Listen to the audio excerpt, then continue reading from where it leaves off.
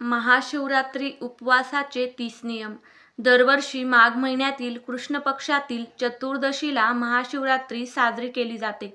यावर्षी पंचांगानुसार महाशिवरात्री फाल्गुन कृष्ण चतुर्दशी तिथी 26 फेब्रुवारी रोजी सकाळी 11:08 ते 27 फेब्रुवारी रोजी सकाळी 8:54 आहे. पूजा मुहूर्त पाहिले तर महाशिवरात्री बुधवार 26 फेब्रुवारी रोजी आहे. महाशिवरात्रीचे उपवास आणि पूजा देखील त्याच दिवशी होईल. आपण वर्षभरामध्ये जितके काही सोमवार करतो किंवा महादेवाची जीही काही व्रतवैकल्ये वर्षभरामध्ये करतो त्या सगळ्या व्रताचं पुण्य आपल्याला फक्त एक महाशिवरात्रीचे व्रत केल्यामुळे मिळतं. त्यामुळे प्रत्येकानेच महाशिवरात्रीचे व्रत आवर्जून केले पाहिजे. ज्या मुलामुलींचा विवाह होण्यामध्ये अडचण येत आहे त्यांनी देखील महाशिवरात्रीचे व्रत करावे. यामुळे लवकरच त्यांना मनासारखा जोडीदार मिळू शकतो. तसेच सौभाग्यवती स्त्रियांनी हे व्रत केल्यास सौभाग्य अखंड राहते अशी देखील मान्यता आहे. 26 फेब्रुवारी रोजी महाशिवरात्रीचे व्रत करणाऱ्यांनी गुरुवार 27 फेब्रुवारी रोजी उपवास सोडावा. महाशिवरात्रीचा उपवास सोडण्याची वेळ सकाळी 6:48 ते 8:54 आहे. या काळात तुम्ही उपवास सोडून उपवास पूर्ण करू शकता. महाशिवरात्रीचे व्रत लहान मुलं, स्त्रिया, पुरुष घरातील सगळ्यांनीच केले पाहिजे. महाशिवरात्री उपवासाचे नियम. नंबर 1. महाशिवरात्री उपवासाच्या दिवशी सकाळी लवकर उठून पाण्यात काळे तीळ टाकून अंघोळ करावी. शक्य असल्यास गंगा स्नान करावे किंवा अंघोळीच्या पाण्यात गंगाजल मिक्स करून देखील तुम्ही अंघोळ करू शकता. उपवासाचे इच्छित फळ मिळवण्यासाठी उपवासाच्या दिवशी शक्यतो फलाहार करून उपवास पकडावा. परंतु ज्यांना काही कारणास्तव फलाहारवर उपवास करायचा नसेल तर ते फराळ देखील करू शकतात.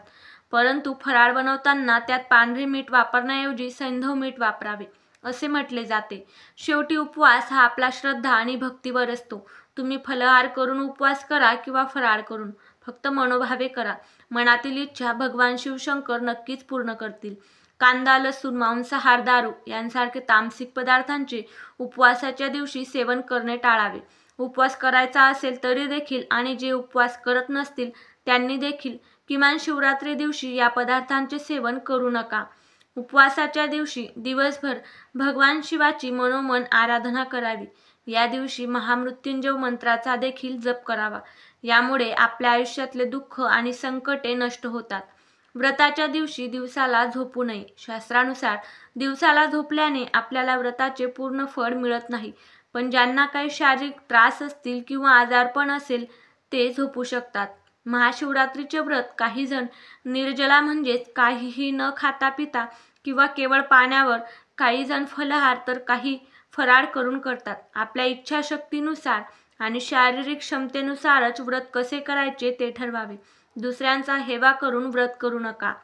जर फराळ करून व्रत करत असाल तर फराळाचे पदार्थ बनवताना त्यामध्ये पांढऱ्या मिठाचा वापर करण्याऐवजी सैंधव मिठाचा वापर करावा.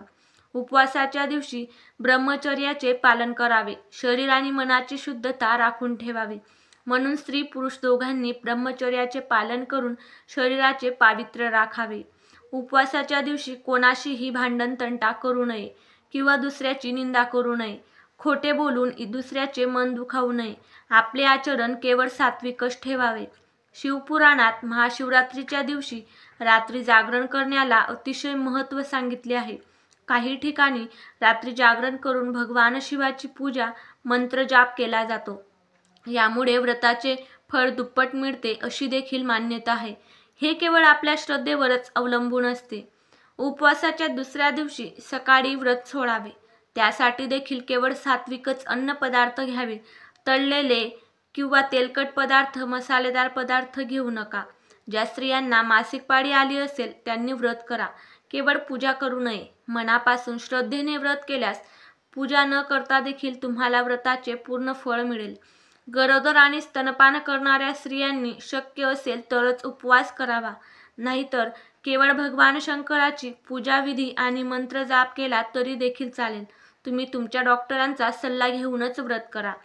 महाशिवरात्रीला काही ठिकाणी भगर हा पदार्थ खाल्ला जातो.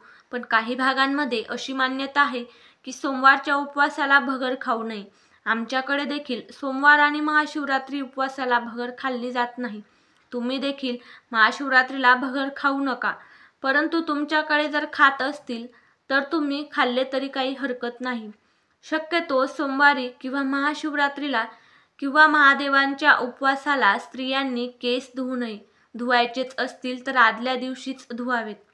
यश, समृद्धी, शांती आणि आनंद मिळवण्यासाठी भगवान शिवाला बेलपत्र, धतुराचे फळ, कच्चे तांदूळ, दूध, दही, चंदन, तूप, पाणी, भांग आणि ऊस अर्पण करावे. या व्यतिरिक्त दुधापासून बनवलेल्या मिठाई, बर्फी, पेढा आणि खीर यांसारखे पदार्थ भगवान शिवाला अर्पण केले जातात. तसेच पार्वतीला शृंगाराचे साहित्य अर्पण करा. महाशिवरात्री व्रताची पूजा 4ही प्रहरात करणे अत्यंत शुभ मानले जाते. पूजेच्या प्रत्येक वेळी ओम नमः शिवाय या मंत्राचा जप करावा. याशिवाय शक्य असल्यास उपवासाच्या काळात रुद्राभिषेकही करावा. उपवासाच्या दिवशी सकाळी शक्य असल्यास ब्रह्ममुहूर्तावर उठून भगवान शिवाची मनोभावे पूजा, मंत्रजाप केल्यास इच्छित फळ मिळते. त्यानंतर सूर्योदय झाल्यावर सूर्यदेवाला अर्धे जल देखील अर्पण करावे आणि व्रताचा संकल्प घ्यावा. महाशिवरात्री उपवासासाठी शुद्धतेला विशेष महत्त्व असते. या दिवशी स्नान करून नवे आणि स्वच्छ वस्त्र परिधान करणे आवश्यक आहे. त्यानंतर आपली नित्याची देवपूजा करावी. महाशिवरात्रीच्या दिवशी दिवसभर शिवाची पूजा केली जाते किंवा भगवान शिवाचे नामस्मरण केले जाते. म्हणून ओम नमः शिवाय या मंत्राचा जप करावा. संतती प्राप्तीची इच्छा असेल तर जोडीने श्रद्धापूर्वक पती-पत्नीने भगवान शंकराची पूजा करून उपवास केल्यास निश्चितपणे फळ मिळते आणि संतती प्राप्तीची इच्छा देखील पूर्ण होते. भगवान शंकराची पूजा करण्यापूर्वी शिवलिंगाला पंचामृताने म्हणजेच दूध, दही, तूप, मध आणि साखर इत्यादी किंवा गंगाजलाने स्नान करावे. त्यानंतर पूजा करून दिवा, धूप, दीप लावावा. शिवरात्रीची पूजा रात्री एकदा किंवा 4 प्रहर म्हणजेच 4 वेळा देखील करता येते. ते आपल्या इच्छेनुसारच करावे. भगवान शिवाला अर्पण केलेल्या कोणत्याही वस्तूचे सेवन करू नका, कारण असे मानले जाते की भगवान शिवाला अर्पण केलेल्या वस्तूंचे सेवन केल्यास आपल्या आयुष्यात दुर्दैव येते. केवडा आणि चंपासारखी फुले अर्पण करू नका, कारण त्यांना भगवान शिवाने शाप दिला आहे, अशी पूर्वीपासून म्हटलेली मान्यता आहे. या पूजेदरम्यान भाविकांनी कधीही कुंकूचा तिलक लावू नये. त्याऐवजी चंदनाच्या तिलकालाच प्राधान्य द्यावे, म्हणजे चंदनाचा तिलक लावावा. उपवास हा श्रद्धेसाठी केला जातो, त्यामुळे शरीराला अतिरिक्त त्रास देऊन उपवास करू नका. जे तुम्हाला शक्य होईल, जमेल आणि तुमची शारीरिक स्थिती असेल त्यानुसारच उपवास करा. उपवास करणाऱ्या भाविकांनी तांदूळ, डाळी आणि गहू यांपासून बनवलेले पदार्थ उपवासाच्या दिवशी खाणे टाळावे. पूजा करताना शिवलिंगाला नारळ पाणी अर्पण करू नये. तसेच चुकूनही भोलेनाथांना तुळशीची पानं देखील पूजेमध्ये अर्पण करू नयेत. पूजेत शेंदूर आणि हळद लावणे देखील टाळावे. शक्यतोवर या गोष्टी कोणी लावत देखील नाही, परंतु जे लावत असतील त्यांनी लावू नका. मधुमेह, उच्च रक्तदाब किंवा इतर वैद्यकीय समस्यांसारख्या आरोग्यविषयक समस्या असलेल्या व्यक्तींनी उपवास करण्यापूर्वी डॉक्टरांचा सल्ला घ्यावा. व्हिडिओत सांगितलेली संपूर्ण माहिती केवळ ज्योतिषशास्त्राच्या माहितीच्या आधारावरच आहे. यात तुम्हाला काही बदल करायचे असतील तर ते देखील तुम्ही करू शकता. जे मी वाचले तेच तुम्हाला सांगितले आहे. आजचा हा व्हिडिओ तुम्हाला आवडला असेल तर व्हिडिओला लाईक करा, इतरांसोबत देखील शेअर करा आणि असेच नवनवीन माहितीपूर्ण व्हिडिओ पाहण्यासाठी चॅनलवर नवीन असाल तर चॅनलला देखील नक्की सबस्क्राईब करा.